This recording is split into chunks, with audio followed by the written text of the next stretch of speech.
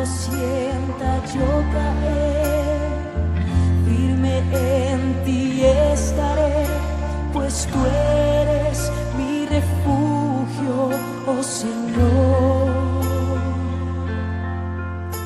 No importa dónde pueda estar, en valles de dificultad, te adoraré cantando aleluya. Para que reconocieran los que iban a recibir en este caso la recomendación, la carta de Pablo, que en este caso es Tito, ¿verdad?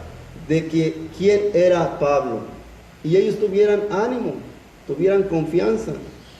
Dice el conocimiento de la verdad que es según la piedad y en la esperanza de la vida eterna, la cual Dios, que no miente, prometió desde antes del principio de los siglos. El Dios todopoderoso, el Dios que hizo los cielos y la tierra, dice aquí muy claramente que desde antes del principio de los siglos, Él nos creó, Él nos hizo para tener vida eterna. Y es su promesa. Y nosotros tenemos que perseverar en esa promesa para alcanzarla, para lograr, ¿verdad?, el propósito por el cual Dios nos tiene aquí en la tierra. Vamos de paso, sí, somos peregrinos, somos advenedizos, somos arrimados en este mundo, porque vamos de paso y nuestro destino es el reino de los cielos, para vivir eternamente junto con nuestro Creador, nuestro Rey y Salvador, Jesucristo. Primera de Pedro 1, del 3 al 5.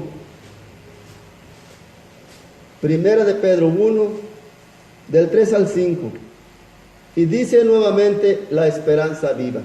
Una esperanza viva. Y vuelvo a recalcar, esperanza es la confianza en lograr una cosa. Esperanza es la confianza que se tiene en que ocurra algo que deseamos. Por eso se llama la esperanza viva. Bendito el Dios y Padre de nuestro Señor Jesucristo, que según su grande misericordia nos hizo renacer. Y aquí la palabra renacer es volver a nacer, para una esperanza viva por la resurrección de Jesucristo de los muertos. Vamos a discernir este primer versículo. Aquí está dándole el apóstol Pedro, ¿verdad?, inspirado por el Espíritu Santo, esta bendición y exaltando a nuestro Padre Celestial, Padre de nuestro Señor Jesucristo, que según su grande misericordia nos hizo renacer. Cuando nosotros recibimos a Jesucristo como nuestro único y suficiente Salvador, tenemos un nuevo nacimiento. Habíamos nacido de la carne, ahora nacimos del Espíritu, por eso estamos renacidos. Y renacer significa volver a nacer. Nací físicamente, ahora vuelvo a nacer, pero ahora espiritualmente. Soy renacido. ¿Y para qué volví a nacer? Para una esperanza viva, por la resurrección de Jesucristo de los muertos. Gracias a la resurrección de Jesucristo, nosotros podemos tener una nueva vida, un nuevo nacimiento. 4. Para una herencia incorruptible, incontaminada, inmarcesible, reservada ¿en dónde? En los cielos para nosotros. Este nuevo nacimiento al que se refiere aquí, esta esperanza viva, es para cuando estemos en el reino de los cielos. Tenemos en esta vida un boleto que se llama salvación y vida eterna, que va a ser válido y nos va a servir para cuando partamos de este mundo. Tenemos una entrada gloriosa al reino de los cielos a través de la muerte y resurrección de nuestro Señor Jesucristo, Rey y Salvador. Y dice el versículo 5, nosotros que somos guardados por el poder de Dios mediante la fe. En esta tierra, mis amados, lo que nos va a guardar, lo que nos va a mantener de pie, lo que nos va a mantener en los caminos del Señor es nuestra fe. La fe en Jesucristo. La fe en que algún día que partamos de esta vida nos espera algo glorioso, algo grande, algo hermoso, que el Señor ya nos lo prometió. Somos guardados por el poder de Dios mediante la fe para alcanzar la salvación que está preparada para ser manifestada en el tiempo postrero. Aquí nos damos cuenta que la salvación se va a manifestar, la vamos a tener, la vamos a gozar o percibir en el tiempo postrero. ¿Cuál es el tiempo postrero? Cuando partamos de esta vida, en la posteridad, después de esta vida. la salvación. Amén. Juan 5:24, por último, estamos cerrando el mensaje, los que tenemos esperanza. Juan 5, versículo 24. Y miren esta hermosa declaración que el Espíritu Santo, nuestro Señor y Dios Salvador, Padre Salvador, hace a través del apóstol Juan a la iglesia. Juan 5, 24. De cierto les digo, está Jesucristo hablándoles acerca de su autoridad.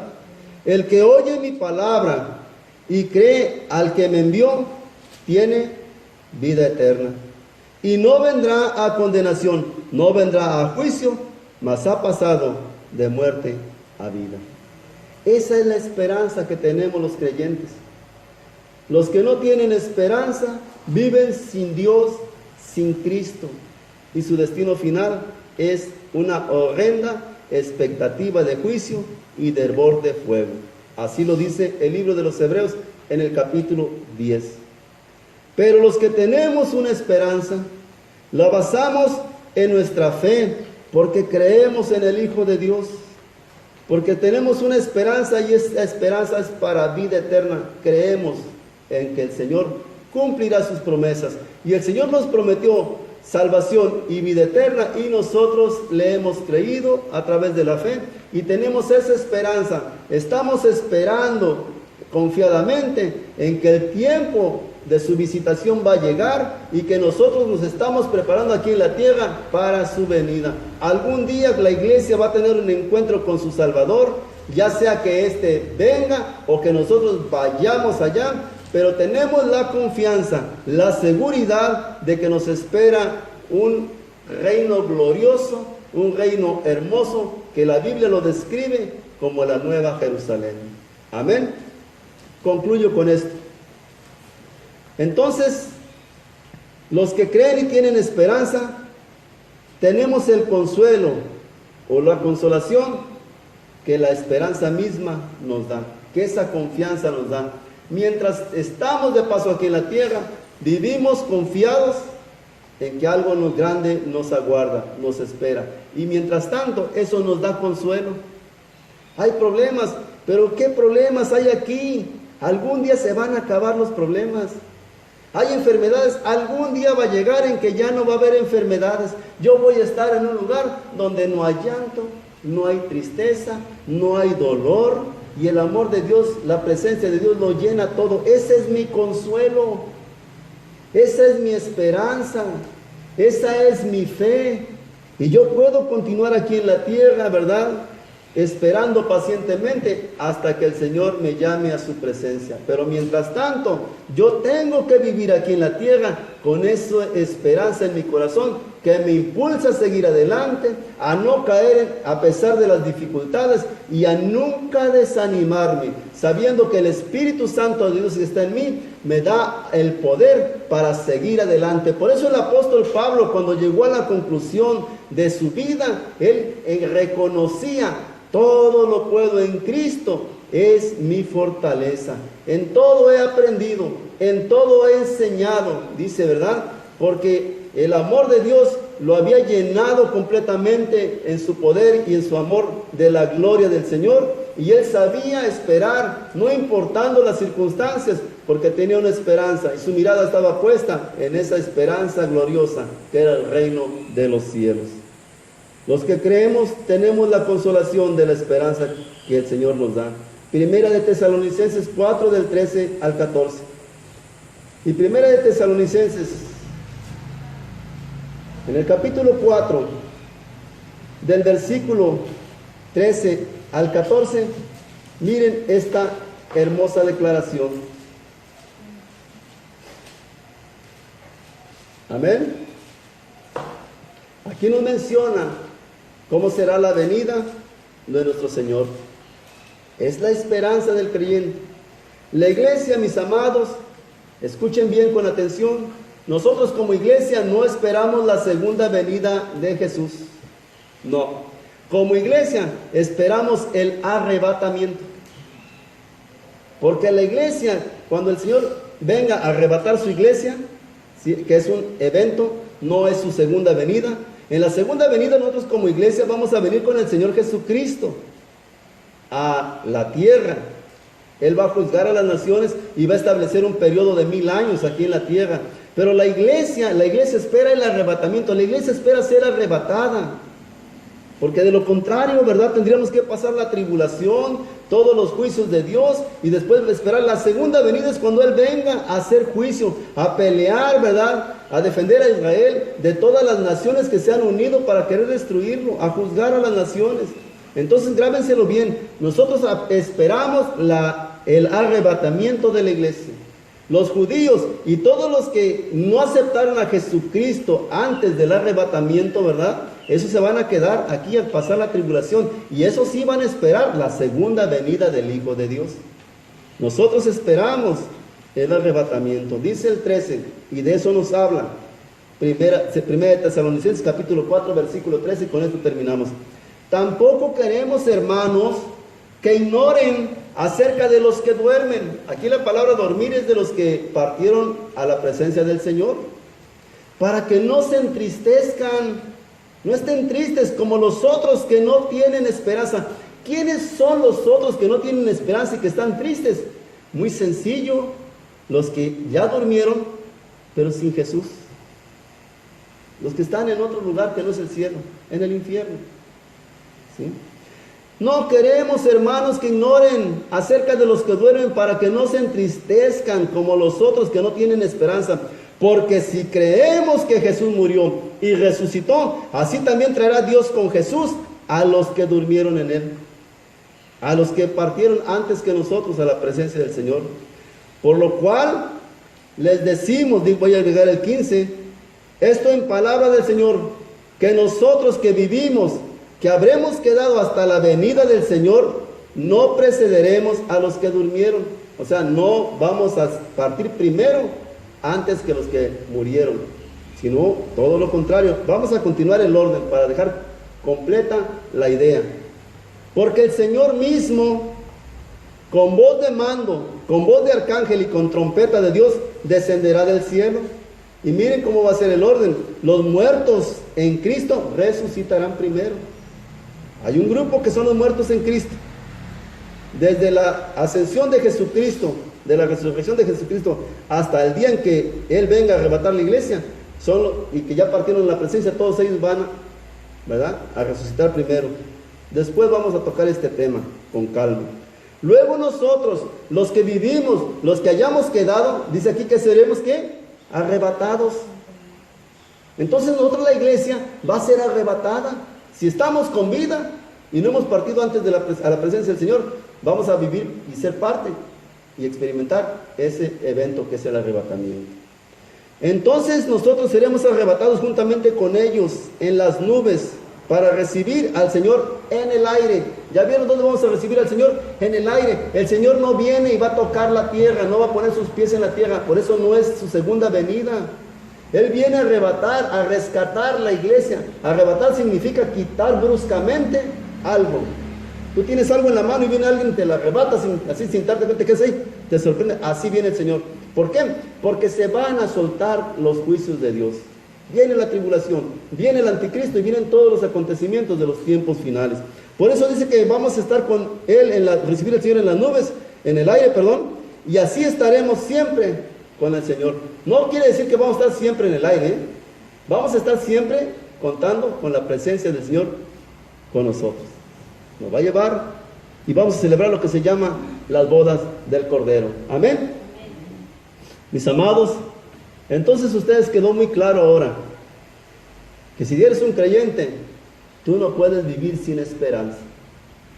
Si el diablo, el enemigo, te hace creer que esto está difícil, que está más negro el panorama, acuérdate que mayor es el que está en ti que el que está en el mundo. El mundo puede decir muchas cosas, pero tu confianza debe estar puesta en el Señor. Filipenses 4:19, mi Dios pues suplirá todas mis necesidades conforme a sus riquezas en gloria. ¿Cuál es tu problema? ¿Sabes cuál es tu problema? El no escudriñar la palabra. Porque mientras no escudriñes, mientras no te enteres de las promesas que te ha hecho el Señor, no las vas a poder alcanzar ni disfrutar. Y vas a vivir engañado por el enemigo. Y el enemigo te va a hacer creer que tú no tienes esperanza aquí en la tierra. Cuando el Señor dice que tenemos una esperanza, y esa esperanza es gloriosa, es eterna. Porque Él lo prometió. El Rey, el Creador del cielo, de la tierra, lo ha prometido y lo va a cumplir. ¿Cuándo? No lo sé. Espera pacientemente. Y mantén viva tu esperanza. El Señor te bendiga y te dé entendimiento. Nos vemos la próxima entrega.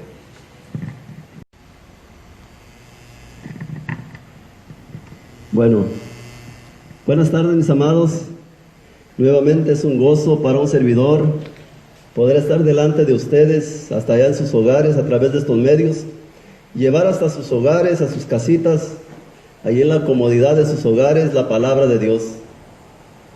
Pues bien, en todos estos días hemos hablado, ¿verdad?, diferentes mensajes, y esperamos en Dios que el Señor haga la obra en sus vidas y que ustedes estén atentos a la palabra, porque créanlo que a veces anhelamos estar reunidos y a poderles hablar frente a frente, pero mientras estas circunstancias sigan aconteciendo en nuestras vidas, pues tendremos que seguir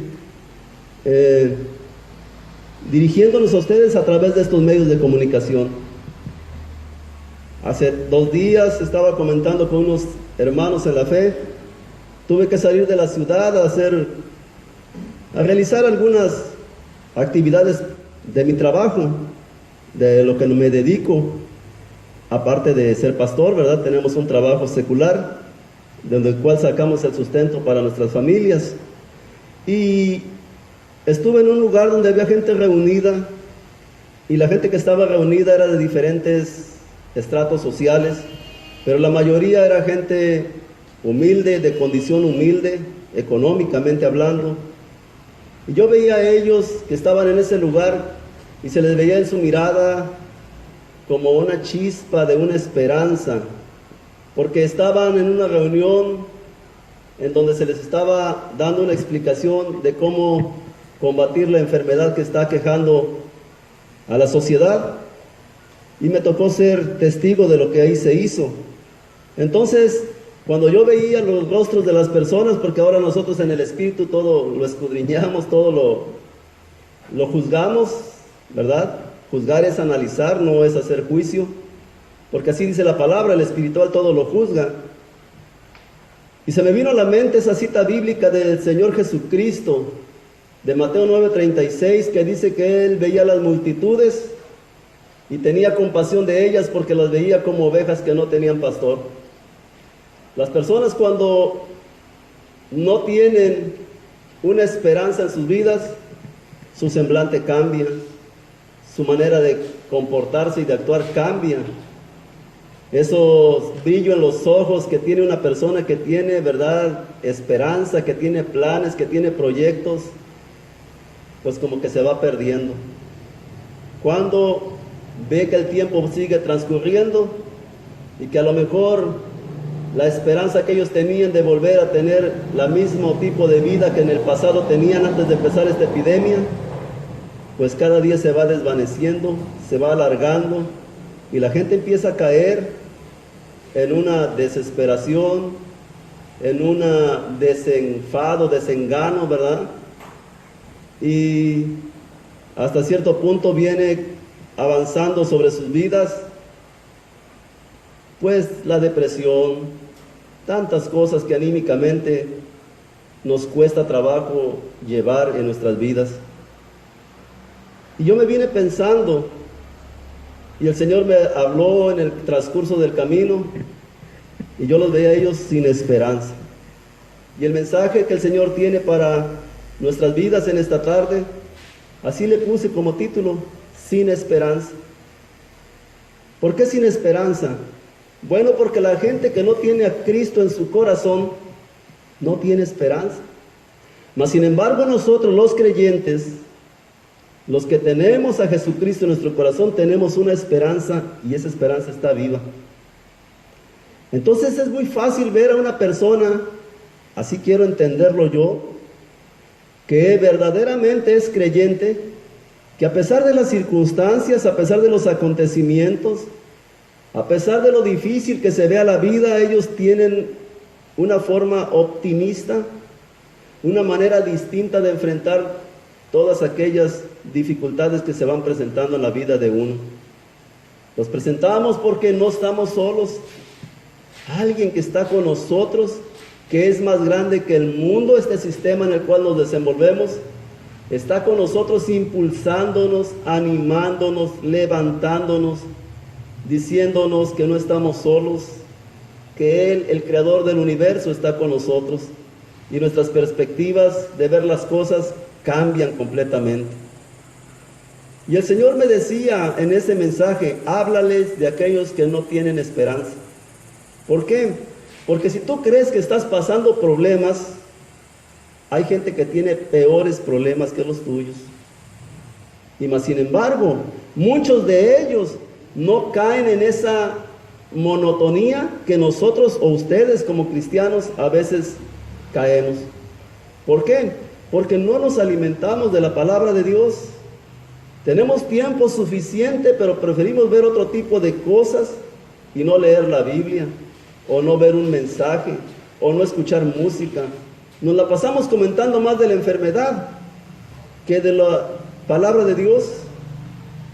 He escuchado de grupos que se reúnen, como no podemos reunirnos, congregarnos en la iglesia o en la congregación propiamente dicho, en sus hogares se reúnen y ponen una película cristiana o ponen una predicación y comentan la predicación y aprovechan para tomarse un cafecito, ¿verdad? Visitarse. Obviamente no hacen grupos grandes, pero al menos 2 familias se ponen de acuerdo: oye, te visita mi familia, la tuya, y vamos a ver una predicación, vamos a ver una película, ¿verdad? Cristiana, una peli, como dicen los chicos. Hacemos unas palomitas o algo y después de eso vamos a comentarlo. Pero no, mejor se ponen a ver el fútbol, se ponen a ver otras cosas que tratar de alimentarse de la palabra de Dios. Y es triste porque hoy vamos a entender a la luz de la palabra lo mal que es o que se siente ser una persona que no tiene esperanza. Para comenzar, yo quiero que ustedes anoten, porque sé que ustedes anotan, el significado de la palabra esperanza. Porque la palabra esperanza va íntimamente ligada con la palabra o el significado de lo que es la fe. Escuchen bien esto: esperanza. El significado es el siguiente: es la confianza en que alguien tiene de poder lograr o alcanzar una cosa. La confianza de poder lograr o alcanzar una cosa. Hay otra definición que es la confianza que alguien tiene en que ocurra algo que desea. La confianza de que ocurra algo que desea. Eso es esperanza. Por eso cuando dicen: ay, es que yo tengo mucha esperanza. Sí, es cierto. ¿Cuál es tu esperanza? O sea, tengo confianza en que lo que yo deseo va a ocurrir. O en lo que yo deseo lo voy a obtener, lo voy a alcanzar. Y mientras tengas esa esperanza, eso te motiva, te mantiene con vida, te mantiene activo, sigues perseverando. Pero cuando tú ves que el tiempo transcurre y que los objetivos o el deseo que hay en tu corazón cada vez es más difícil o se ve más difícil alcanzarlo, como que empieza a entrar algo que se llama desánimo. Y nos empezamos a desinflar. Nos empezamos, ¿verdad?, a desanimar, que es lo contrario al ánimo. Entonces, les digo que es la palabra que va ligada íntimamente con la fe, porque si nosotros vemos la palabra, el significado de la palabra fe es la certeza de lo que se espera y la convicción de lo que no se ve.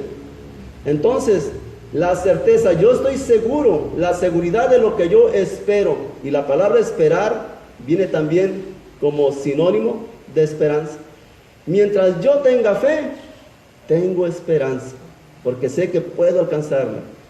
Como que es el complemento de la fe. La fe es creer. Yo creo, o sea, tengo fe porque creo. Y porque creo, espero, o sea, tengo esperanza de alcanzar, de lograr el objetivo que Dios ha puesto en mi corazón, o que yo me he fijado, pero que a lo mejor tiene un compás de espera, un tiempo de espera, para que suceda en mi vida, y ese tiempo es el tiempo de Dios. Miren un ejemplo muy claro y rápido. En Romanos 4, del versículo 16 al 21, vemos una cita bíblica en la cual el apóstol Pablo hace mención de una promesa que fue alcanzada mediante la fe, y pone como ejemplo a Abraham, el padre de la fe. Vamos a hacer rápido memoria. Abraham no podía tener familia, ¿verdad? Abraham salió de su tierra, de su parentela. ¿Por qué? Por fe, porque Dios le habló y le dijo: haré de ti una nación grande, ¿verdad? Serás importante. Y Abraham creyó en las promesas del Señor y salió sin saber a dónde iba. Salió por fe. Pero después, que en el transcurso del tiempo, Abraham le dijo a Dios: mira que no tengo hijos, y todo lo que yo estoy haciendo, ¿a quién se lo voy a heredar? A mi siervo Eliezer, a un damasceno, o sea, de Damasco. Y Dios le dijo: no va a heredar él, sino que va a heredar un hijo tuyo, un hijo mío, ¿sí? Tú vas a tener un hijo con tu esposa Sara. Pero Abraham, cuando recibió la promesa, tenía 80 años. Y Sara, su mujer, 70. Y todavía, no obstante la edad que tenían, Sara era estéril. Pero Abraham creyó. Dice la palabra: y Abraham creyó a Dios y le fue contado por fe. Por eso Abraham es el padre de la fe.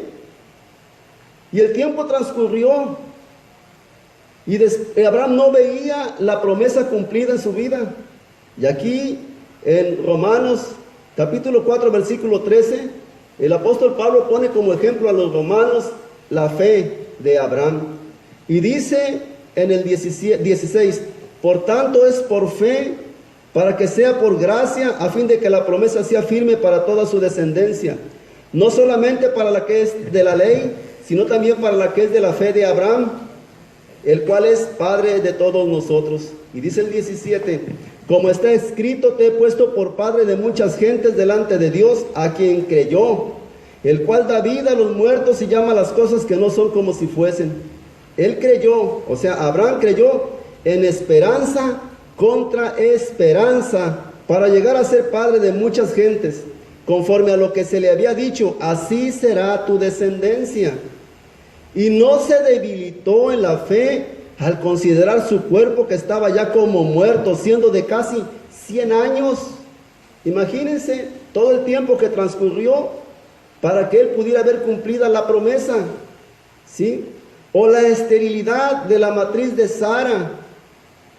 Dice: tampoco dudó por incredulidad de la promesa de Dios, sino que se fortaleció en la fe, dando gloria a Dios, plenamente convencido de que era también poderoso para hacer todo lo que había prometido. Abraham dice que creyó en esperanza contra esperanza. Ahí no dice que creyó en fe con fe. Abraham había creído, Abraham tenía fe, pero tenía que esperar. Y la esperanza, el saber que tenía la confianza de que Dios le iba a otorgar lo que le había prometido, que esa es la esperanza de Abraham, lo mantenía firme. ¿Por qué? Porque dice el 21, porque estaba plenamente convencido de que Dios, el que le había prometido, era también poderoso para hacer todo lo que le había prometido. Por eso creyó en esperanza contra esperanza. ¿Por qué esperanza contra esperanza? Porque él tenía esperanza en tener un hijo, pero lo que se oponía a que éste lo tuviera era el saber que su esposa estaba estéril, era estéril. A Abraham no le importaba la vejez, la edad, pero sí tal vez le ponía en tela de juicio que se cumpliera la promesa de Dios, porque su esposa era estéril. Por eso dijo: bueno, yo creo en esperanza, yo tengo esperanza que me vas a dar un hijo, pero es estéril. Pues no importa, también tengo esperanza que tú le vas a quitar lo estéril, porque si tú eres Dios y haces lo que tú puedas hacer, ¿verdad? Porque eres soberano, yo creo, yo confío en ti. ¿Y qué sucedió? Después de 20 años alcanzó la promesa. Dice que no se debilitó en la fe al considerar su cuerpo que estaba ya como muerto. Porque un hombre de 100 años, pues qué fuerza puede tener, qué vitalidad. Pero nosotros tenemos que aprender mucho. Miren, hay gente que vive sin esperanza, que nada más vive el día a día, pero no tiene algo que los motive. Y es muy importante nosotros entender y darle gracias a Dios que conocemos a nuestro Padre Celestial y que Él está con nosotros y que Él nos ha dicho que nunca nos va a dejar y que nunca nos va a desamparar. Vayamos entonces a Efesios capítulo 2, versículo 11 al 12 y vamos a sentar la base para el mensaje de esta hermosa tarde. Y en Efesios capítulo 2, del versículo 11 al 12, la palabra de nuestro Señor nos dice: por tanto, acuérdense de que en otro tiempo ustedes, los gentiles, en cuanto a la carne, eran llamados incircuncisión, por la llamada circuncisión hecha con mano en la carne. En aquel tiempo, dice el 12, estaban sin Cristo, alejados de la ciudadanía de Israel y ajenos a los pactos de la promesa, sin esperanza y sin Dios en el mundo. Esa era nuestra situación. Antes de venir a Cristo vivíamos sin esperanza. No teníamos esperanza. ¿Por qué? Porque si la muerte nos sorprendía sin Cristo, nuestro destino era fatal. Nos esperaba un lago de fuego y de azufre. No había esperanza en nosotros. Pero aquí veamos a la luz de la palabra lo que nos da a entender. El Señor le dice a través de Pablo a los Efesios en esta carta y les recuerda: acuérdense que en otro tiempo ustedes, los gentiles, ¿sí? La iglesia en Éfeso era una iglesia compuesta mayormente por gente que no era judía, gentiles. Acuérdense que en otro tiempo ustedes eran gentiles en cuanto a la carne, eran llamados sin circuncisión, o sea, porque ellos no tenían la ley y ellos no se circuncidaban, formaban parte del pacto, ¿verdad? Dice, por la llamada circuncisión, o sea, los judíos les decían incircuncisos. ¿Quiénes son esos incircuncisos? ¿Recuerdan cuando David peleó con Goliat? David era del pueblo de Israel. Obviamente David era circuncidado como buen judío. Y cuando vino a enfrentar a Goliat y preguntó: ¿quién es ese incircunciso? O sea, alguien que no era parte de la promesa de Dios, que no era parte del pueblo de Dios. Pues nosotros como gentiles no formábamos parte del pueblo de Dios. Por eso dice en 12, en aquel tiempo estábamos sin Cristo. No teníamos a Jesucristo en nuestro corazón, alejados de la ciudadanía de Israel, porque tampoco éramos judíos. Éramos gentiles y ajenos a los pactos de la promesa, porque los 7 pactos que había hecho Dios, 6 pactos, perdón, porque el séptimo lo hizo con todos, ¿verdad? A través de Jesucristo. En esos anteriores pactos que Dios había hecho con Israel, en ninguno de ellos encajábamos nosotros. Era Dios con su pueblo Israel, no con los gentiles. Por eso dice aquí, vivíamos sin Cristo. Fíjense cuál era nuestra situación: ajenos a los pactos de la promesa, sin esperanza y sin Dios en el mundo. O sea, nuestra vida estaba completamente triste, muy triste. Amén. Pero vamos a ver ahora, a la luz de la palabra, ¿quiénes son los que no tienen esperanza? Vamos a hacer un rápido análisis para posteriormente cerrar con los que tenemos esperanza. Y vamos a ver la diferencia entre unos y otros. La finalidad del Señor que Él quiere para nuestras vidas en esta tarde es que salgamos de aquí conscientes de lo que somos y de lo que a veces no valoramos, lo que Dios nos ha dado. ¿Quiénes son los que no tienen esperanza? Dice primeramente, todos los que niegan la existencia de Dios. Hoy hay muchos afuera que niegan la existencia de Dios. Ponen en tela de juicio que Dios exista, que Dios esté al control de todo. Luego nos dicen, ¿verdad?, unos que son ateos y otros que son más escépticos que los propios ateos y que han practicado religiones. Si Dios existiera, ¿por qué está permitiendo esta pandemia? Si Dios existiera, ¿por qué se mueren tantos? Si Dios existiera, ¿por qué llueve allá y se inundan? Si Dios existiera, y cuestionan todas las cosas de Dios y su existencia. Dan a entender que si Dios existiera, no pasara nada, todo fuera color de rosa. ¿Cómo lo dicen? Si Dios existiera, ya me hubiera quitado lo mal hablado a mí. No, pues nosotros estamos bien. El mundo es el que está mal. Entonces los que niegan la existencia de Dios son los que no tienen esperanza. Miren porque Salmo 14, 12.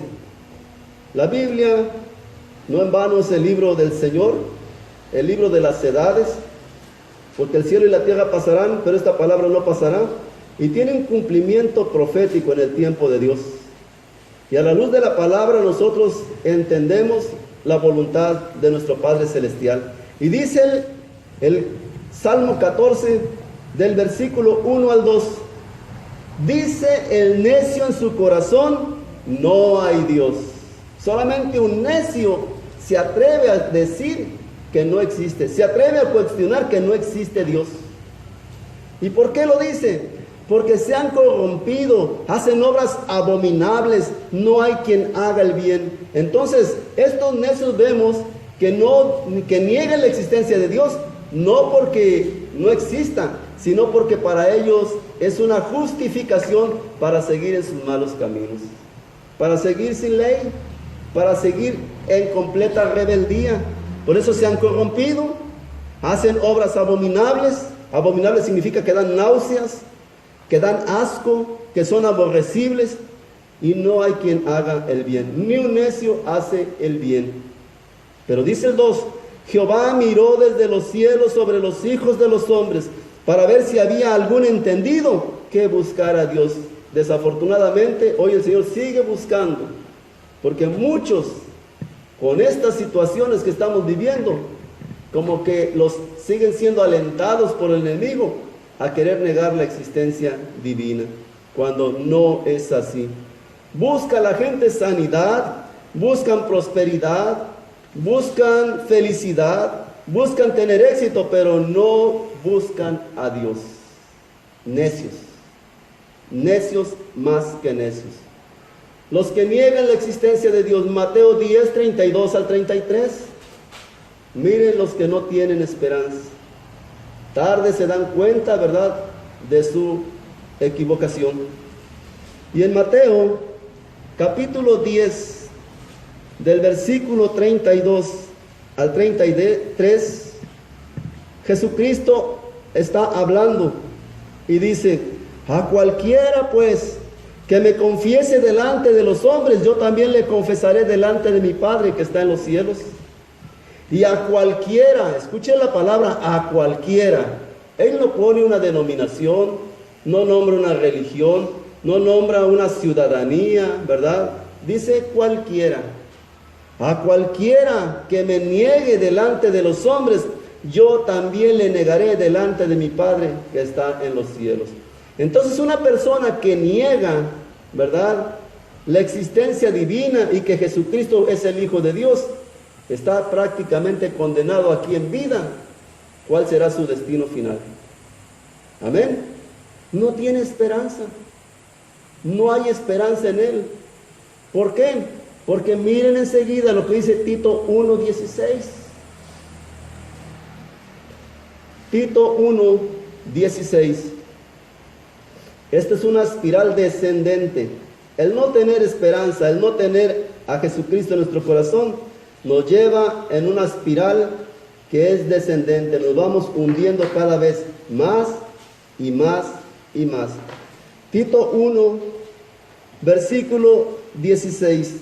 Todos estos que niegan la existencia de Dios o de Jesucristo como Hijo de Dios, miren cuál es su forma de proceder. Profesan conocer a Dios porque son muy religiosos, ¿sí? Pero con los hechos lo niegan, siendo abominables y rebeldes y reprobados en cuanto a toda buena obra.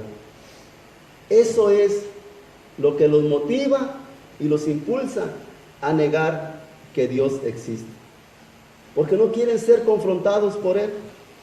Ellos viven y están muertos, como dice Efesios 2:2, en sus delitos y sus pecados. El enemigo los tiene engañados, cauterizados sus sentidos. Todos ellos, si el día de mañana son llamados a cuentas por el Señor, no tienen esperanza. Esperanza de salvación, esperanza de vida eterna. Vivir sin Cristo, vivir sin Dios, es vivir sin esperanza. Amén. Otro de los que no tienen esperanza son todos los que niegan la verdad de las Escrituras. Hoy en día, lo que más atacado está haciendo son las Escrituras. Dejan los textos para poner contextos y tener justificación y alentar tantas falsas doctrinas y herejías y blasfemias que se cometen en los cultos. Dizque de iglesias evangélicas.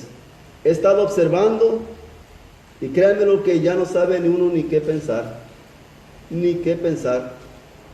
Todo se mueve en torno a lo que es el dinero. Se han corrompido.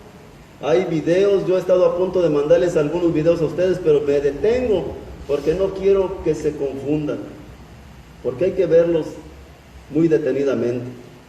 Lamentablemente, quiero decirles que se está avergonzando y distorsionando la verdadera palabra de Dios. Los que niegan la verdad de las Escrituras, Mateo 22, 29.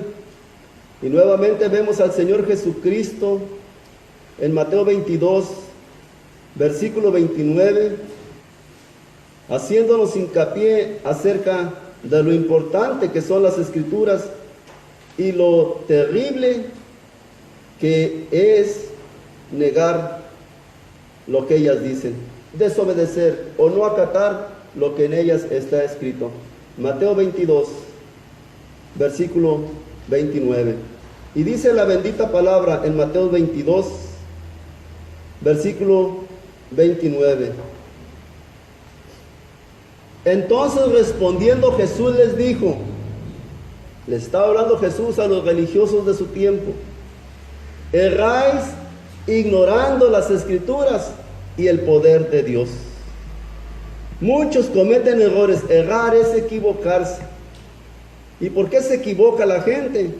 Porque ignoran las Escrituras, no conocen la palabra de Dios, menos el poder que de ellas emana. Erráis ignorando las Escrituras y el poder de Dios. Hoy cada quien habla de Dios sin tener conocimiento de causa. Cada quien dice, Dios me habló.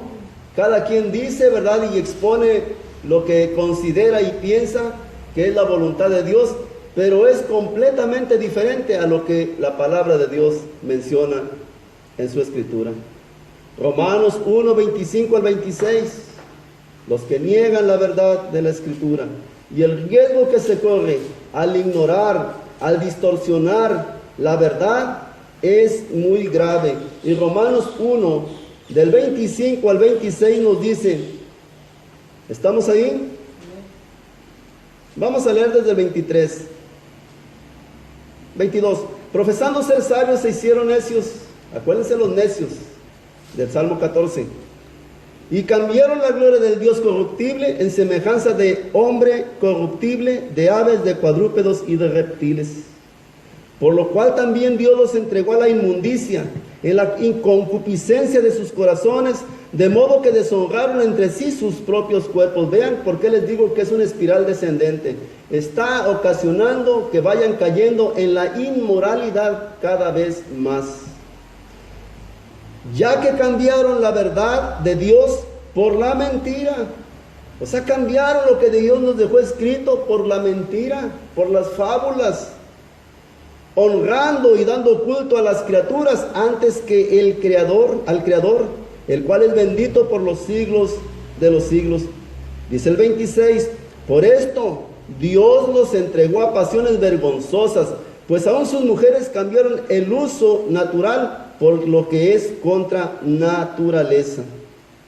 Y de igual modo también los hombres, dejando el uso natural de la mujer, se encendieron en su lascivia unos con otros, cometiendo hechos vergonzosos, hombres con hombres, y recibiendo en sí mismos la retribución debida a su extravío.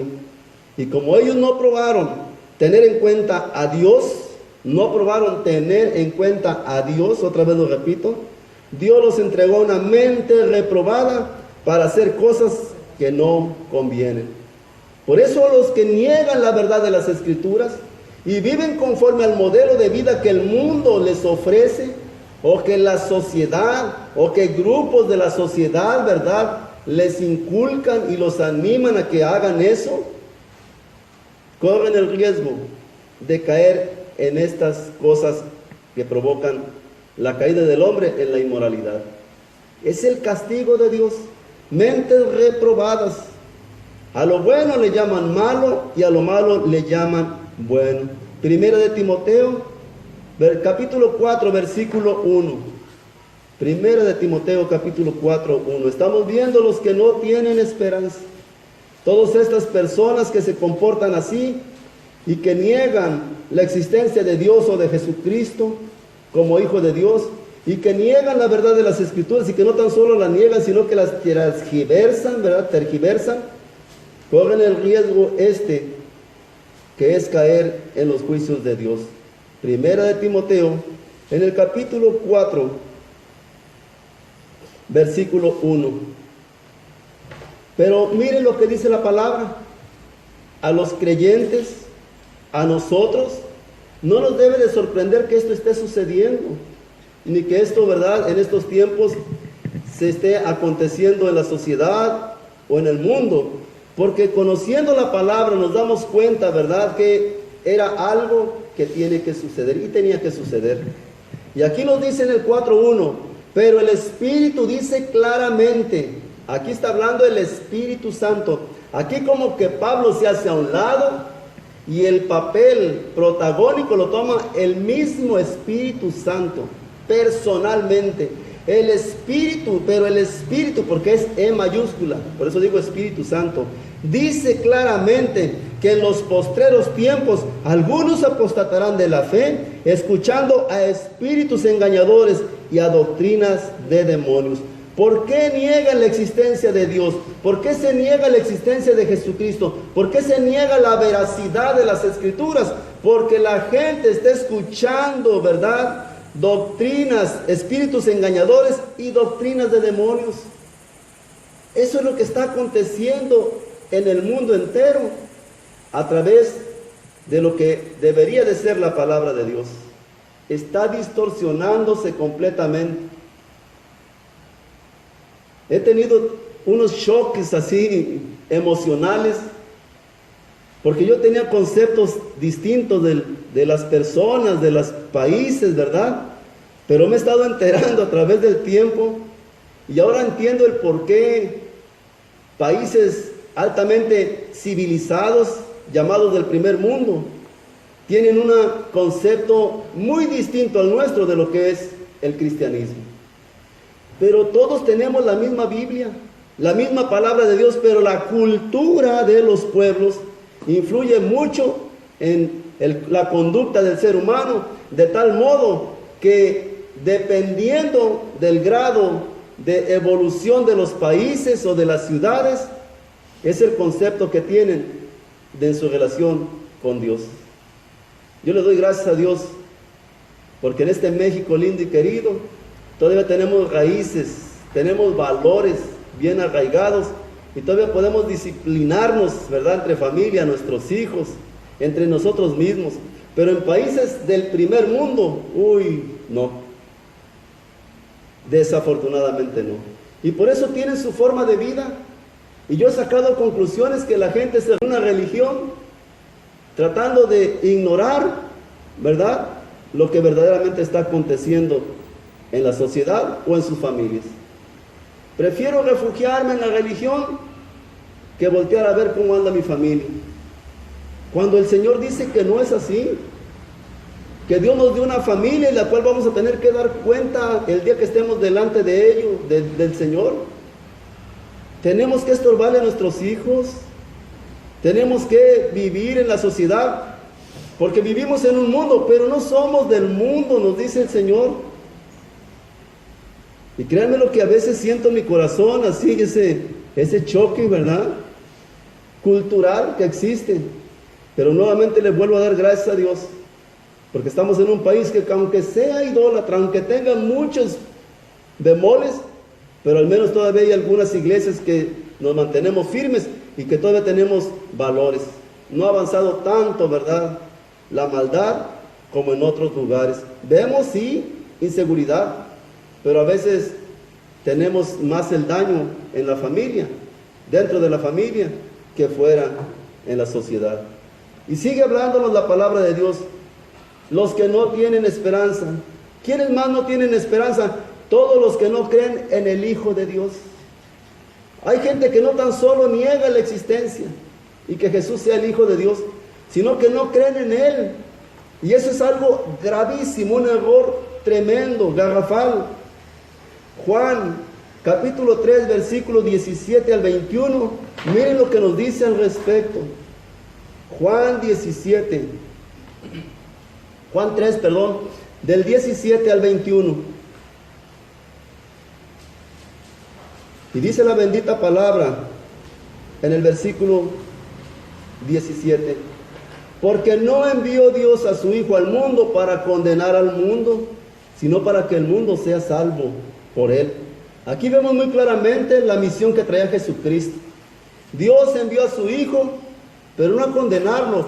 Jesús no venía a hacer juicio, venía a salvar lo que estaba perdido, un mundo perdido. Pero dice el 18: el que en Él cree no es condenado, pero el que no cree ya ha sido condenado, porque no ha creído en el nombre del unigénito Hijo de Dios. Es lo grave de esto. Hoy ponemos nuestra fe, porque acuérdense que la fe es nuestra creencia, en muchas cosas, menos en el que debería ser lo primordial en nuestras vidas, en Jesucristo, porque Él es el autor y consumador de la fe. Y dice aquí que el que en Él cree no es condenado. Aquí la palabra condenado o condenación significa motivo de juicio o reo de muerte, sentenciado. En vida, mis amados, aquel que no cree en el Hijo de Dios ya no necesita ni el juicio final. El juicio final del trono blanco es mero trámite, porque aquí en la tierra está eligiendo cuál va a ser su destino final. Las religiones nos alientan, ¿sí?, a vivir una vida sin Cristo, a vivir una vida religiosa en la cual ponemos muchos matices y muchos personajes, pero en todos ellos no figura Jesucristo. Y eso es lo grave, que aquí en la vida, aquí en esta vida, mientras estemos en este mundo, estamos decidiendo cuál será nuestro destino final, porque dice: pero el que no cree ya ha sido condenado. Ya ha sido condenado. Entonces las religiones nos dicen, ¿verdad?, que cuando te mueras vas a estar en un lugar intermedio y que a través de ciertos ritos, ¿verdad?, vamos a pedirle a Dios que te saque de ese lugar y que te lleve al cielo. Pero no es así. Por eso la gente se comporta como tal, porque como vimos en Primera de Timoteo, están escuchando espíritus engañadores y siguiendo doctrinas de demonios. Porque una doctrina de demonios es aquella que te enseña el 90% de lo que dice Dios y el 10% lo que dice el ser humano, o que va contrario, complementado con una herejía o una blasfemia. Te están desviando. Por eso el Señor Jesucristo les decía a sus discípulos: una poca de levadura leuda toda la masa. Cuídense de la levadura de los fariseos. Cuídense. Falsas doctrinas, llenas de herejías, distorsionadas los mandatos del Señor. Y dice el 18: el que no cree es condenado. Y dice el 19, y esta es la condenación. ¿Cuál es la condenación? La luz vino al mundo, Jesucristo vino al mundo, pero los hombres amaron más las tinieblas que la luz, porque sus obras eran malas. Y sigue hablándonos: porque todo aquel que hace lo malo aborrece la luz y no viene a la luz. Aquí la luz es la palabra, es la verdad. Jesucristo es la luz del mundo. No viene a la luz para que sus obras no sean reprendidas. Mas el que practica la verdad viene a la luz para que sea manifiesto que sus obras son hechas en Dios. La persona que anda en la verdad, que anda en los caminos de Dios, no tiene el menor empacho en ser confrontado por la palabra, porque acepta la corrección, acepta la guianza del Espíritu Santo. Su directriz, su brújula que lo guía en esta tierra es la bendita palabra de Dios. Esa es la que nos guía a través del Espíritu Santo divino.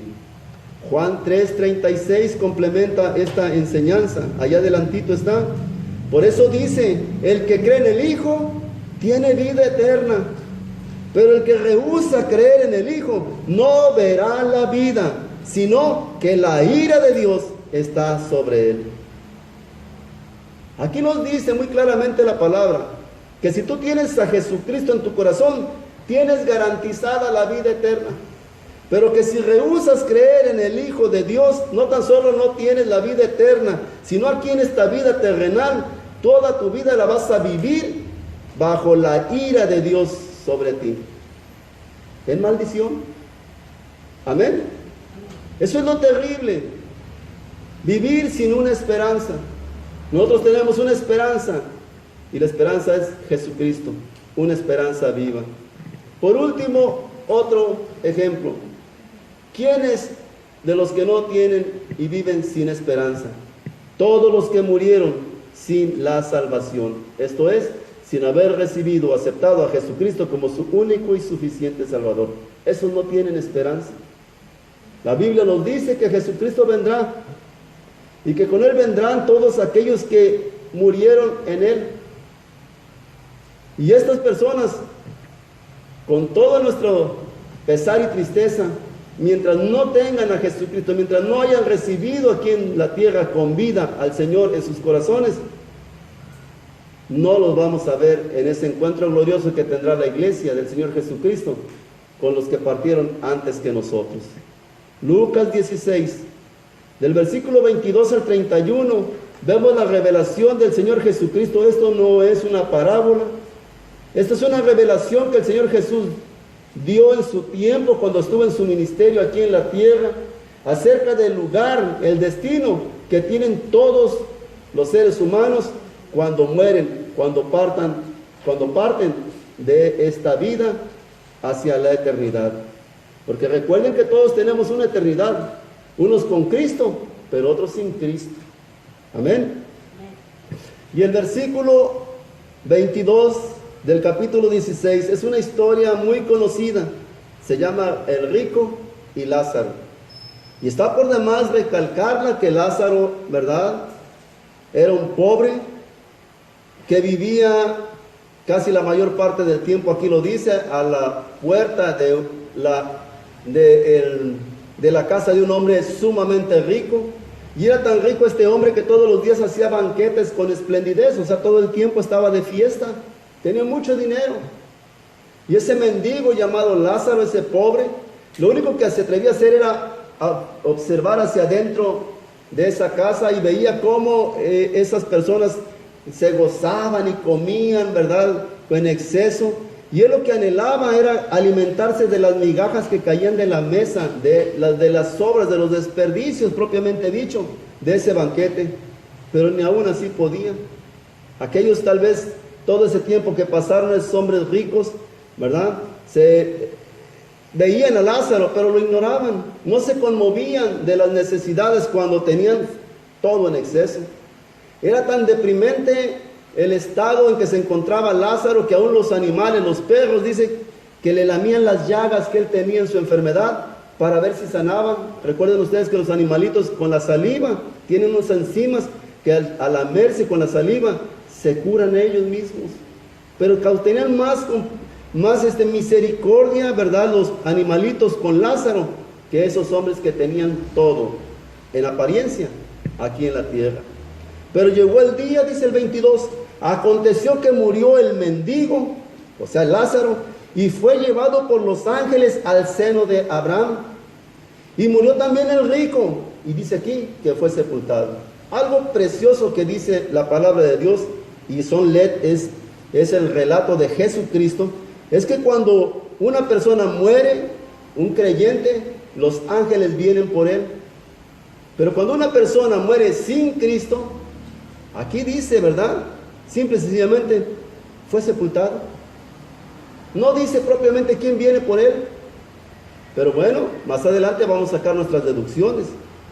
Y en el Hades, la palabra Hades significa en aquel tiempo de Jesús el lugar donde iban todos los muertos. Era el lugar de los muertos, los que vivían piadosamente y los que vivían impíamente, haciendo lo malo, todos iban al Hades. Ahí en el Hades había dos lugares. El lugar completo se llamaba Hades, lugar de los muertos. Pero el lugar de los muertos tenía dos secciones, por llamarlo así. Una que se llamaba el seno de Abraham, donde iban los que habían vivido aquí en la tierra en obediencia a la palabra de Dios, en obediencia a Dios.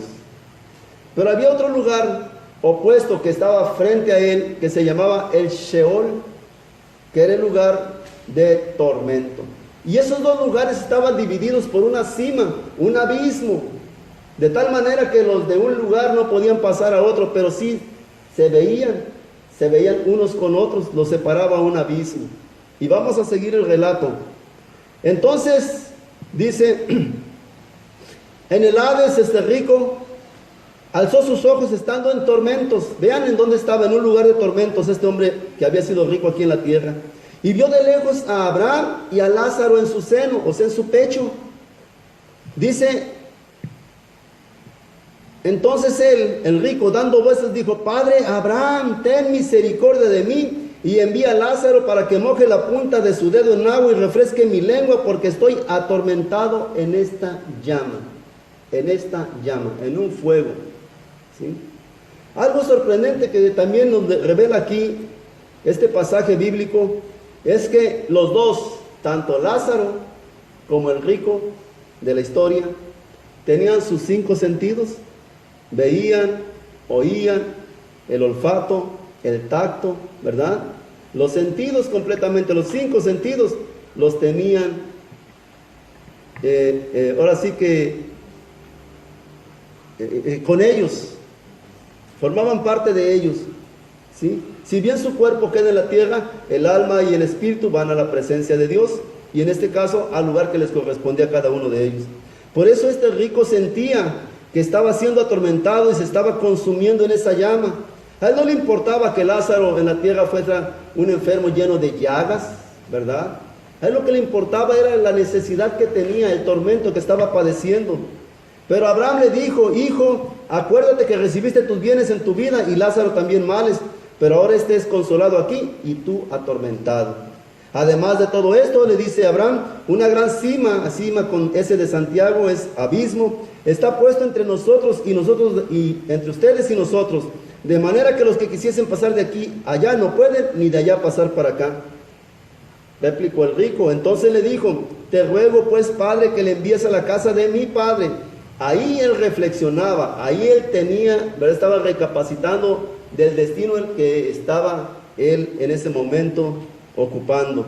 Y le dice, te ruego que le envíes a la casa de mi padre, porque tengo 5 hermanos para que les testifique, a fin de que no vengan ellos también a este lugar de ¿qué? De tormento. Ahí empezó su preocupación el rico. Yo ya me estoy consumiendo, yo ya no puedo cambiar mi situación, pero tengo 5 hermanos en la tierra. Manda a Lázaro que vaya y les testifique que el infierno existe, porque dice que les testifique que esto es real, que eviten venir aquí, que allá en la tierra se arrepientan, que allá en la tierra compongan su vida, que busquen de Dios. Es la desesperación de este hombre rico. Pero sigue hablando la palabra. Y Abraham le dijo a Moisés y a los profetas, óigalos. ¿Saben qué es Moisés y los profetas? Moisés, ¿verdad? Es el Antiguo Testamento, es el Pentateuco, la ley mosaica, los 5 primeros libros. Y los profetas son todos los demás libros de las profecías que hablaban de Jesucristo. Antes no tenían el Nuevo Testamento, pero hasta Malaquías los profetas seguían hablando. Entonces era la ley el Pentateuco más todos los libros, ¿verdad?, que componían las profecías que hablaban de Jesucristo, del Mesías. Y les dice aquí, Abraham les dijo a Moisés y a los profetas tienen, óigalos. O sea, nosotros tenemos ahora todo completo el Antiguo y Nuevo Testamento. Tenemos que escuchar la palabra. Tenemos que enterarnos cuál es la voluntad de Dios, cuál es el destino que nos espera. Y nosotros tenemos que incomodar también a nuestras familias y advertirles, si no te arrepientes, cuéntales esta historia, mira lo que te espera. No lo digo yo, lo dice la Biblia. Y dice, él entonces dijo, o sea el rico, no, padre Abraham, pero si alguno fuere a ellos de entre los muertos, se arrepentirán. Miren nada más la excusa de este hombre rico. Si va uno de entre los muertos y se les aparece allá y les dice, hey, el infierno es real, yo vengo de allá y allá está fulano, sutano, mengano, entonces se van a arrepentir. Y no es así. No es así, porque Abraham le dice, si no oyen a Moisés y a los profetas, tampoco se van a persuadir. Persuadir es convencer, aunque alguno se levante de los muertos. Y después se cumplió la profecía. Jesucristo vino, murió, resucitó, se levantó entre los muertos. Y aún hoy la gente sigue sin creer. Niegan la existencia de Dios, niegan la paternidad de Jesucristo como Hijo de Dios, ¿verdad? Niegan la verdad de las Escrituras, no niegan esto, ¿verdad? Y no creen en el Hijo de Dios y por consiguiente viven sin esperanza, porque cuando partan de este mundo, su destino va a ser algo eterno, algo terrible y eterno, y no van a poder cambiarlo. Por eso, los que no tienen esperanza, ¿verdad?, son aquellos que murieron sin la salvación. Aquí en la tierra podemos cambiar nuestro destino y podemos de una buena vez, ¿verdad?, asegurar cuál será nuestro destino final. Aceptar a Jesucristo como nuestro único y suficiente Salvador y seguir sus caminos, porque dice la palabra en el libro de los Romanos que ninguna condenación hay para los que están en Cristo Jesús. Ninguna condenación. Los que están, los creyentes, los que aceptan, los que creen, los que siguen, los que buscan a Jesucristo, no hay condenación. Amén. No seremos motivo de juicio. Si alguien muere sin la salvación, sin Jesucristo en su corazón, no tiene esperanza de vida eterna. Juan 8, 20, 24, y Jesucristo nuevamente recalca lo que estamos mencionando. Juan capítulo 8, del versículo 20 al 24. Estas palabras habló Jesús en el lugar de las ofrendas, enseñando en el templo, y nadie le prendió, porque aún no había llegado su hora. Y dice el 21, otra vez les dijo Jesús, yo me voy y me van a buscar, pero en su pecado morirán. A donde yo voy ustedes no pueden venir. Y dice el 22, decían entonces los judíos, ¿acaso se matará a sí mismo que dice a donde yo voy ustedes no pueden venir? Y el 23 les dice Jesús, ustedes son de abajo, oigan esto, ustedes son de abajo, yo soy de arriba. Ustedes son de este mundo, yo no soy de este mundo. Miren qué palabras. Jesús les dijo, ¿verdad? Yo me voy y me van a buscar, pero en su pecado morirán. No lo van a encontrar. ¿Por qué? Porque eran unos pecadores y no tenían ni siquiera el más mínima intención de arrepentirse. Buscaban a Jesús inclusive para matarlo. Yo me voy, en su pecado morirán, porque a donde yo voy ustedes no pueden venir. Estaba diciendo, yo voy al cielo y ustedes no pueden venir porque ustedes van a morir en sus pecados. No se arrepienten, no quieren reconocer que yo soy el Hijo de Dios. Dicen que soy un profeta más, otros dicen que estaba loco, bueno, un chiflado. ¿Cuántos sinónimos, verdad, le pusieron a Jesús o calificativos? Dice el 22, porque no tenían discernimiento. Alguien que no tiene el Espíritu Santo no discierne. Y miren, eran muy religiosos, muy conocedores de la ley, ¿verdad? Mucha liturgia, pero no tenían revelación, porque le dicen el 22, decían entonces los judíos, se ponen a pensar esos maestros de la ley, esos eruditos entre comillas, y decían, ¿acaso se matará a sí mismo que dice a donde yo voy, ustedes no pueden venir? Miren nada más qué conclusión decían. Qué tan perdidos estaban en sus discernimientos. Y Jesús viene y les aclara los pensamientos y les pone orden en ellos y les dice, y les dijo, ustedes son de abajo, vamos a aclararlo pronto, ustedes son de abajo, ustedes se van a quedar aquí, muchachos. ¿Saben por qué? Porque el infierno está aquí en la tierra. Ustedes son de aquí de la tierra, aquí se van a quedar, son de abajo. Yo no soy de este mundo, yo soy de arriba, del cielo. Yo no soy de este mundo, yo soy de arriba. Entonces nosotros, mis amados, los creyentes no somos de aquí de abajo. La Biblia dice que nosotros somos y tenemos una ciudadanía. Nuestra ciudadanía está en los cielos, donde nos espera nuestro Salvador. Amén. Y sigue hablándonos más. Por eso les dije que morirán en sus pecados, porque si no creen que yo soy, en sus pecados morirán. Lógico, no se arrepentían, no creían en Jesucristo, iban a morir en sus pecados, sí van a quedar.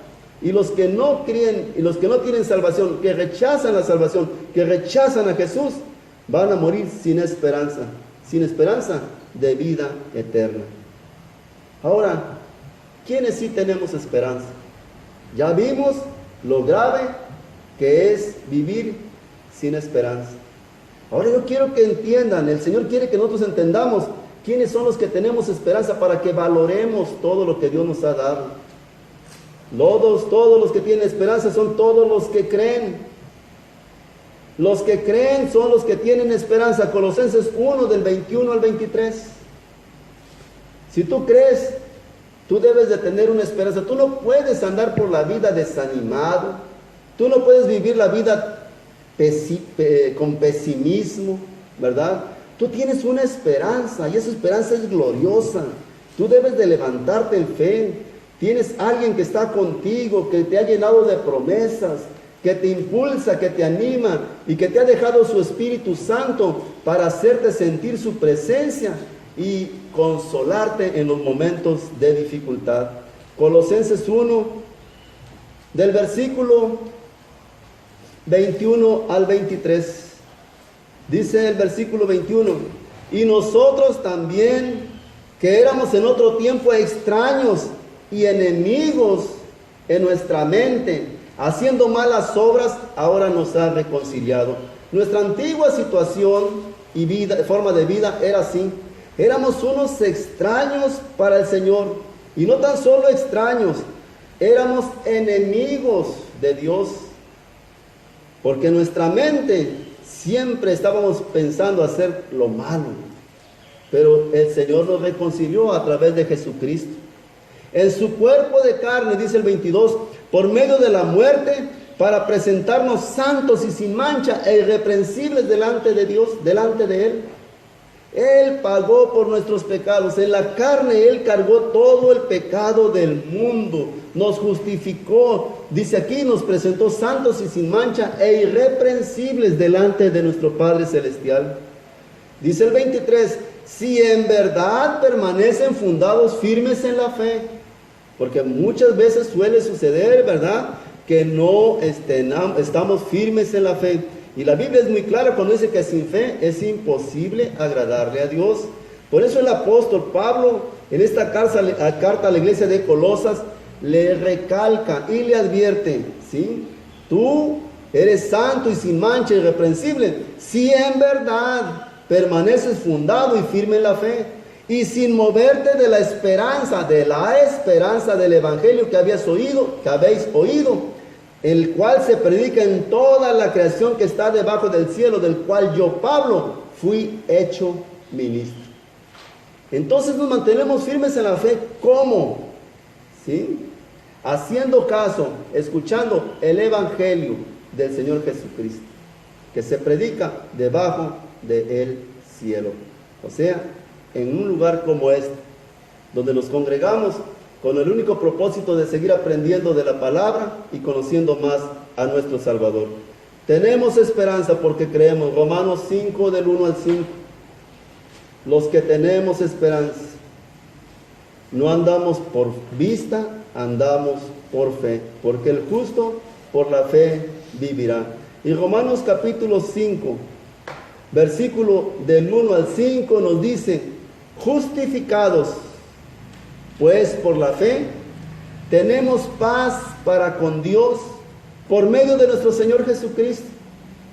La paz que pudimos esa reconciliación tener con nuestro Dios Todopoderoso fue a través de su Hijo Jesucristo, por quien también tenemos entrada por la fe a esta gracia en la cual estamos firmes y nos gloriamos en ¿qué? En la esperanza de la gloria de Dios. Tenemos fe y tenemos una esperanza de que algún día, o sea, tenemos la confianza de que algún día estaremos delante de la presencia de nuestro Padre Celestial. Que si el Señor nos llama a cuentas, vamos a presentarnos delante de Él, como dice, justificados, sin mancha, ¿verdad? Porque hemos creído, hemos entregado nuestra vida y hemos reconocido como nuestro único y suficiente Salvador a Jesucristo, el Hijo del Dios Todopoderoso. Dice el 3, y no solo esto, sino que también nos gloriamos en las tribulaciones, sabiendo que la tribulación produce paciencia, mis amados. Un creyente, alguien que tiene esperanza, a pesar de las pruebas difíciles, a pesar de los problemas, dice aquí, nos gloriamos en esos problemas, porque sabemos que en esos problemas el Señor está obrando en nuestras vidas, nos está enseñando a tener paciencia. Paciencia, una virtud que en estos tiempos es difícil de encontrar. La mayoría del pueblo, la mayoría del mundo anda perturbado por lo que está ocurriendo. La paciencia es sinónimo de paz. Y ahorita es difícil encontrar una persona que tenga paz en su corazón, porque se deja mover e impactar por las circunstancias que nos están aquejando. Paciencia. Y la paciencia es ese periodo de tiempo que nosotros tenemos que esperar para recibir la respuesta divina. Y dice más, la tribulación produce paciencia. Es a través de las tribulaciones que Dios nos da carácter. Y la paciencia prueba. O sea que a través de la paciencia Dios nos prueba. ¿Verdaderamente me buscas así como Abraham y crees en mí? Abraham tuvo paciencia y esperó 20 años. ¿Cuánto esperas tú para recibir algo que le has pedido al Señor? ¿Algún anhelo que hay en tu corazón? ¿Alguna petición que tú deseas, anhelas, verdad, para tu vida? ¿Cuánto tiempo estás dispuesto a esperar pacientemente? El Señor está probando tu fe. Y la prueba, dice más, la prueba, esperanza. Mientras tú estás teniendo paciencia, el Señor te está probando, y en la prueba tú sigues adelante, porque en ti hay una esperanza, hay una confianza en lograr que lo que el Señor te ha prometido va a suceder en tu vida. ¿Ya vieron qué preciosa palabra? Entonces, si has pedido algo y no ha sucedido en tu vida, Dios te está probando, y a través de esa prueba te está enseñando a ser paciente. Paciente. Cuando yo empezaba en los caminos del Señor, yo era bien impaciente. A mí me gustaba que todo fuera rápido, y andaba como chinampina de esos, chile frito en comal. Quería que todos anduvieran al ritmo mío. Y me decía mi esposa, es que no todos andan como tú. Tú eres muy así, hiperactivo. Pero después me enfermé, y en la enfermedad, olvídense, quería aliviarme, y desesperado, y más me sentía menos me aliviaba. Y es en las tribulaciones cuando Dios te enseña a ser paciente. Por eso yo les digo a las personas que tienen una enfermedad y que quieren que uno ore por ellos, les digo, lo primero que tienes que entender es que tienes que ser paciente, porque aquí en esta tribulación el Señor te está tratando con tu vida, y hasta que no seas paciente, aprendas a ser paciente, esa enfermedad se va a ir. Las enfermedades llegan rápido, pero para irse tardan un montón. Y más si las chiqueamos, si las apapachamos, las consentimos, menos se van. Así es que lo mejor que puedes hacer es poner en manos de Dios todo si estás atravesando alguna situación, leer la palabra, orar, ¿verdad? Y glorificar el nombre del Señor. Señor, yo no sé por qué me está pasando esto, pero tú sí lo sabes. Y sé que tú estás obrando a través de esta tribulación. Dame sabiduría, porque dice la palabra que si alguien está falto de sabiduría y no entiende lo que está aconteciendo, que se la pida a Dios para comprender por qué te está pasando eso. Y vas a salir de esa prueba con paciencia y con un carácter acorde a lo que el Señor quiere que tengamos como su Hijo Jesucristo. Y sigue hablándonos más. Y la paciencia y la esperanza, no avergüenza, porque el amor de Dios ha sido derramado en nuestros corazones por el Espíritu Santo que nos fue dado. No nos avergonzamos de seguir esperando. Abraham no se avergonzó de esperar, y que cada vez más viejito y cada vez más chupadito como pasita. Y ya me imagino, ¿verdad?, los que le rodeaban. Mira, Abraham ya está bien ruquito, no, ni con Viagra va a poder tener un hijo, ¿eh? Y Abraham no, aunque se burlaran de él y lo que dijeran, Abraham seguía esperando. Tenía esa esperanza que si Dios le había prometido un hijo, se lo iba a dar. Todo era cuestión de tener paciencia, de perseverar y de entender que los tiempos son de Dios, no son nuestros, y que Dios va a cumplir todo en su tiempo, no en los nuestros. Amén. ¿Por qué no nos avergonzamos? Porque el amor de Dios, Dios está en nosotros y Dios nos está alentando. Espera, sigue resistiendo, porque los que esperan en el Señor tendrán nuevas fuerzas. Amén. Entonces nosotros no nos desanimamos. Abraham no se debilitó en la fe, porque él sabía en quién confiaba, él sabía a quién le había prometido, él sabía que el que le había prometido, ¿verdad?, se lo iba a cumplir, que era cuestión de tener paciencia y saber esperar el tiempo de la respuesta divina. Los creyentes tenemos una esperanza de vida eterna. Por último, Tito 1:2, esperanza de vida eterna. Contrario a los que no tienen esperanza, que viven sin Dios, nosotros tenemos una esperanza, y esa esperanza es gloriosa, porque es de vida eterna. Y en Tito 1, versículo 2, el apóstol Pablo nuevamente dándole indicaciones, en este caso a Tito. En el versículo 2 dice lo siguiente, vamos a leer desde el 1 para interpretar bien el 2. Pablo le manda el saludo, Pablo, a Tito, y le dice: siervo de Dios y apóstol de Jesucristo, conforme a la fe de los escogidos de Dios y el conocimiento de la verdad que es según la piedad. Pablo era un hombre sumamente preparado, un hombre, ¿verdad?, entregado al Señor, y Dios lo usaba grandemente. Y por eso así es el Espíritu del Señor, es el Espíritu del Señor sobre mí.